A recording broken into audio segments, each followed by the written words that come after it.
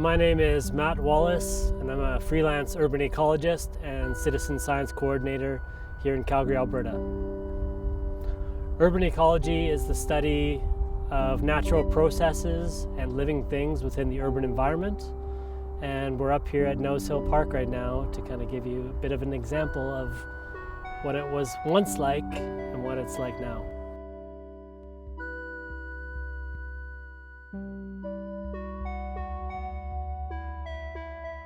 So urban ecology touches on a variety of things, not only natural sciences, urban planning, but also a lot of the social components of our lives.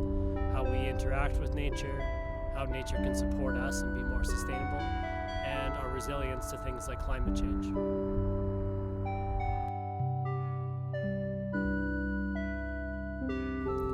So in Calgary, we have two of the largest urban natural parks in North America. These are Fish Creek Provincial Park and Nose Hill Park. Today we're up at Nose Hill Park and we're here to kind of check out the grassland habitat that's reflective of what Calgary was like prior to its urban development.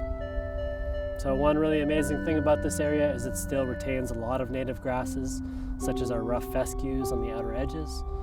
And we're kind of looking today at how people use the park and the pressures that it's under.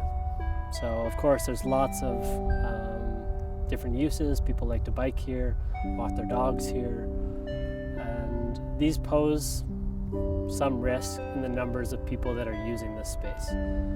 It's not a bad thing, but it's something that we need to kind of work at to ensure that this space is protected.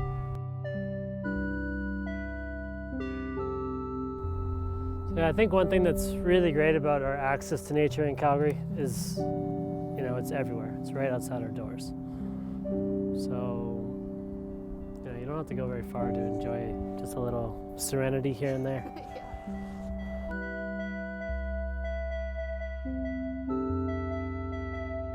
You were asking about how I felt about the dogs, and one thing when they're running through grassland like this is that there's a lot of birds that actually, all they know to do is to nest in grassland.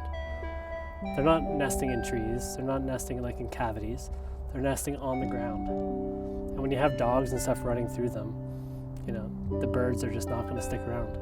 So we've actually lost a lot of species on Nose Hill specifically because of the abundance of dogs, just like charging through. But I don't know, people love dogs, so it's kind of hard to say, but what can you do?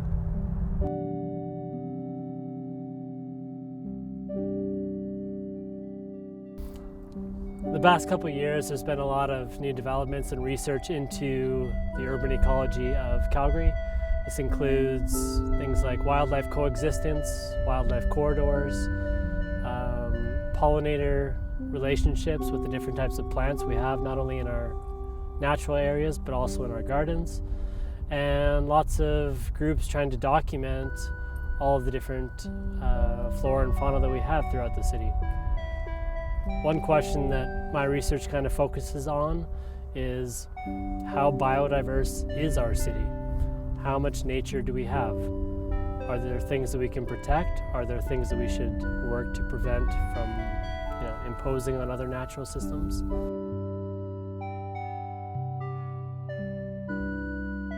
So one of the reasons why we're able to enjoy amazing spaces like Nose Hill in Calgary is due to the stewardship of everyday citizens for the past 75 years.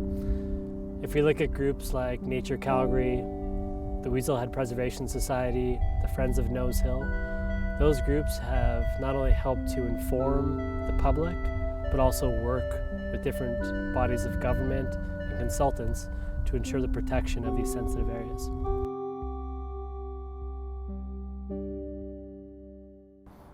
So, you may think that we have a really strong understanding of the urban environment, but really we don't. At this point, one of the best things that you can do is not only to get outside, enjoy nature, but also help to document it and inform scientists about where we can build more holistic cities.